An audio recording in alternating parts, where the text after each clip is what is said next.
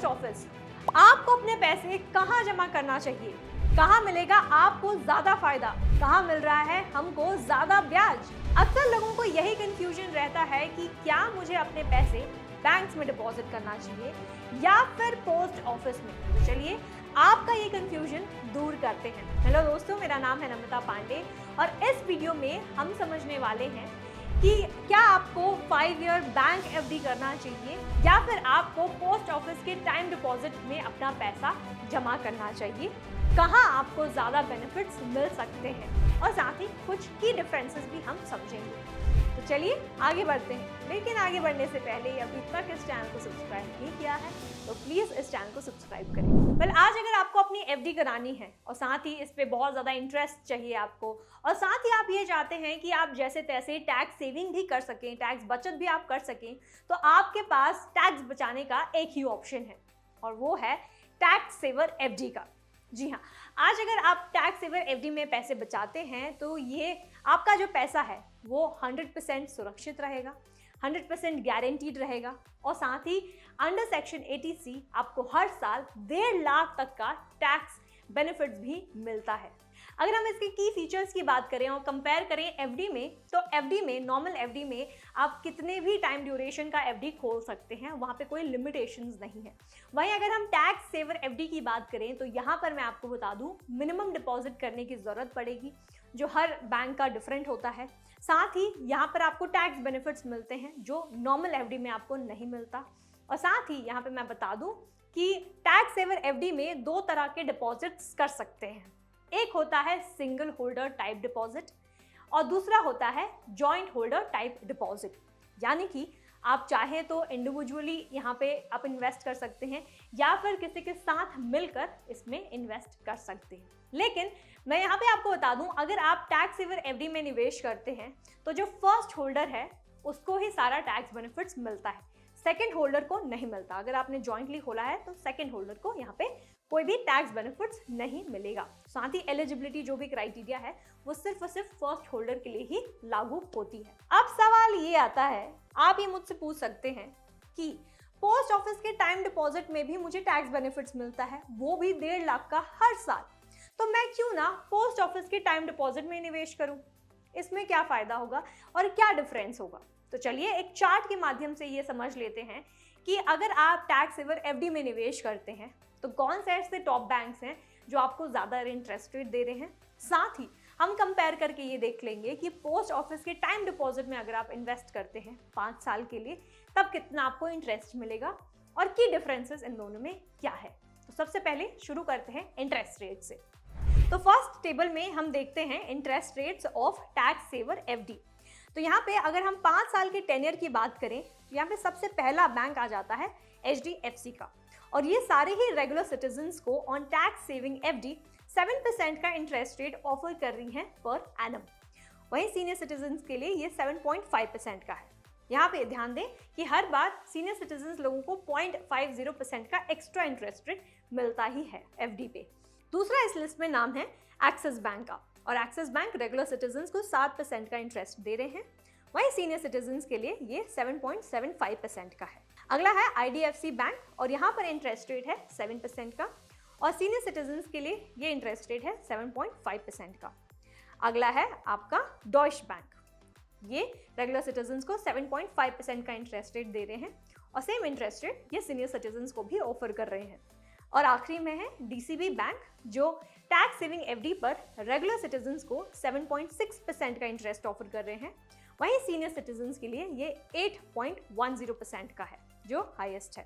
तो अब हमने चार्ट में 5 साल के टैक्स सेविंग एफडी पर देख लिया कि कौन से बैंक्स कितना इंटरेस्ट रेट्स दे रहे हैं। अब देख लेते हैं कि पोस्ट ऑफिस के टाइम डिपॉजिट्स में कितना इंटरेस्ट रेट आपको मिल रहा है, 1 साल के लिए, 2 साल के लिए, 3 साल के लिए और साथ ही 5 साल के लिए। तो यहाँ अगर हम 1 साल के इंटरेस्ट रेट की बात करें तो ये 6.8%, 2 साल के लिए 6.9%, 3 साल के लिए 7.0% और साथ ही 5 साल के लिए ये 7.5% का इंटरेस्ट रेट ऑफर कर रहे हैं। अब यहाँ पे मैं आपको बता दूं, पहले चार्ट में तो हमने देख लिया कि टैक्स सेविंग एफडी पर कितना इंटरेस्ट रेट आपको मिल रहा है। दूसरे चार्ट में हमने देखा पोस्ट ऑफिस के टाइम डिपॉजिट पर कितना आपको इंटरेस्ट रेट मिल रहा है। लेकिन ये जो पोस्ट ऑफिस की टाइम डिपॉजिट का इंटरेस्ट रेट है ये सिर्फ और सिर्फ इस क्वार्टर के लिए है और हर क्वार्टर गवर्नमेंट इसे रिवाइज करती है, यानी कि वो बदल देती है डिपेंडिंग ऑन कि मार्केट कैसा फंक्शन कर रहा है। तो अब हमने इंटरेस्ट रेट्स के पर्सपेक्टिव से ये देख लिया कि आपके लिए क्या बैंक एफडी सही है या फिर आपके लिए पोस्ट ऑफिस एफडी सही रहेगा या फिर पोस्ट ऑफिस टाइम डिपॉजिट। अगर इन दोनों के इंटरेस्ट रेट्स को कंपेयर करें तो ऑब्वियसली बैंक एफडी आपको ज्यादा इंटरेस्ट रेट्स ऑफर कर रहे हैं when compare to post office time deposit. अगर आप किसी भी पोस्ट ऑफिस में जाके टाइम डिपॉजिट में इन्वेस्ट करते हैं तो सारे ही पोस्ट ऑफिस आपको एक ही इंटरेस्ट रेट ऑफर करेंगे, लेकिन अगर आज आप किसी भी बैंक जाकर अपना एफडी खुलाते हैं, टैक्स सेविंग एफडी खुलाते हैं, तो सारे ही बैंक्स का अलग अलग इंटरेस्ट रेट्स होता है। तो ये एक बेनिफिट होता है कि क्यों आपको बैंक एफडी में निवेश करना चाहिए। तो ये पहला बेनिफिट था, लेकिन इन दोनों के ही कुछ की डिफरेंसेस हैं तो उस पर भी थोड़ा फोकस कर लेते हैं। तो अगर हम सबसे पहले डिफरेंस की बात करें जो है टाइम ड्यूरेशन की, तो इन दोनों का ही टाइम ड्यूरेशन बहुत ही अलग है। तो अगर हम बैंक एफडी की बात करें तो टैक्स सेविंग एफडी मिनिमम 5 साल का होता ही होता है और यहाँ पर कोई भी विड्रॉवल, प्री मैच्योर विड्रॉवल का ऑप्शन नहीं है आपके पास।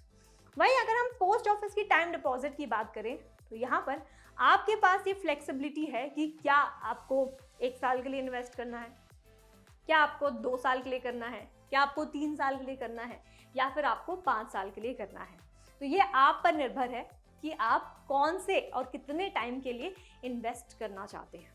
साथ ही अगर हम प्री मैच्योर विड्रॉल की बात करें तो पोस्ट ऑफिस टाइम डिपॉजिट में आपके पास ये ऑप्शन है कि आप प्री मैच्योर विड्रॉल कर सके, यानी कि अगर फॉर एग्जांपल 1 साल का टाइम डिपॉजिट किया है आपने तो 6 महीने बाद आप अपने पैसे को निकाल सकते हैं।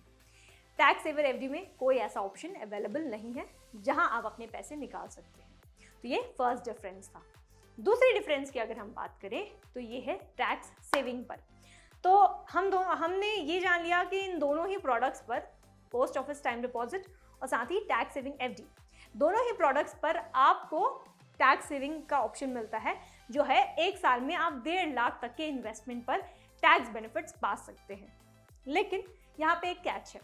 कैच ये है कि अगर आप टैक्स सेविंग एफडी पर इन्वेस्ट करते हैं तो जो भी रिटर्न आप कमा रहे हैं, जो भी इंटरेस्ट आपको मिल रहा है वो कंप्लीटली टैक्सेबल है। जी हाँ। और अगर हम पोस्ट ऑफिस के टाइम डिपॉजिट की बात करें तो जो इंटरेस्ट वहां पर भी आप कमा रहे हैं वो भी टैक्सेबल है, लेकिन अगर आपका इंटरेस्ट 1 साल में, अगर आपको टोटल इंटरेस्ट 40,000 से ज़्यादा जाता है तब आपका टीडीएस कटेगा। अगर 40,000 तक के अंदर है तब आपका कोई भी टीडीएस नहीं कटने वाला है। तो यहाँ पर पोस्ट ऑफिस टाइम डिपॉजिट का ज़्यादा बेनिफिट मिलता है when compared to tax saver FD.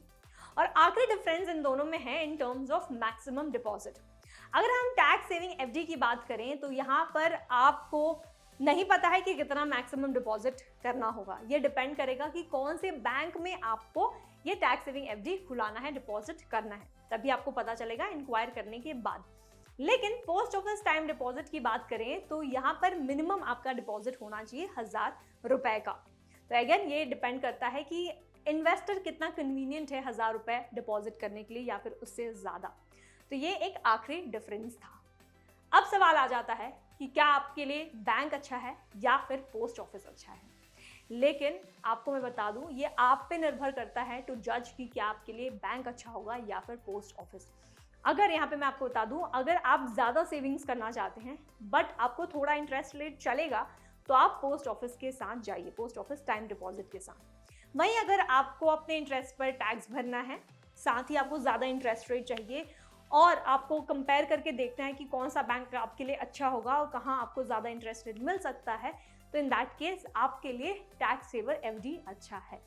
क्योंकि टैक्स सेविंग एफडी में आप डिफरेंट बैंक्स को कंपेयर कर सकते हैं और ये देख सकते हैं कि कहाँ आपको ज़्यादा इंटरेस्ट रेट मिलता है और वो आप ऑप्ट कर सकते हैं। वहीं पोस्ट ऑफिस के लिए आपके पास ऐसा कोई ऑप्शन नहीं बचता और सारे ही पोस्ट ऑफिस में एक ही इंटरेस्ट रेट आपको मिलता है। तो ये कम्प्लीटली आप पे निर्भर करता है कि आपको कहाँ पैसा जमा करना है। तो इस वीडियो में उम्मीद करती हूँ कि आपको ये क्लैरिटी मिल गई होगी कि कितना इंटरेस्ट रेट आपको मिल रहा है इन टैक्स सेवर एफडी और कितना इंटरेस्ट रेट मिल रहा है on post office time deposit. और साथ ही हमने इन दोनों के की डिफरेंसेस भी जान लिए हैं, परख लिए हैं। तो उम्मीद करती हूँ ये वीडियो आपको अच्छी लगी होगी और साथ ही इन्फॉर्मेटिव रही होगी। अगर कोई डाउट है आपको तो हमें कमेंट सेक्शन में ज़रूर पूछेगा, हम कोशिश करेंगे कि आपका वो डाउट हम क्लियर कर दें। तो इस वीडियो में इतना ही। अगर आपको इन डिटेल समझना है पोस्ट ऑफिस के सारे स्कीम्स के बारे में, इन्वेस्टमेंट ऑप्शंस के बारे में, सेविंग्स के बारे में, साथ ही अगर आपको कोई बिजनेस आइडियाज़ चाहिए या फिर फार्मिंग आइडियाज़ चाहिए, तो इन दैट केस मैं आपको यही रेकमेंड करूँगी कि आप जल्द ही फ्रीडम ऐप डाउनलोड कर लें और फ्रीडम ऐप से सीखें कि कैसे आप अपने इन्वेस्टमेंट जर्नी को शुरू कर सकते हैं, कैसे कोई भी व्यापार आप शुरू कर सकते हैं, या फिर कोई भी खेती अगर आप सीखना चाहें तो घर बैठे सीख सकते हैं ऑन योर मोबाइल फ़ोन। तो जल्द ही डाउनलोड करें फ्रीडम ऐप। और अगर ये वीडियो आपको अच्छी लगी है तो इसे लाइक और शेयर करना बिल्कुल भी मत भूलिएगा और साथ ही इस चैनल को सब्सक्राइब कीजिएगा। Thank you for watching freedom.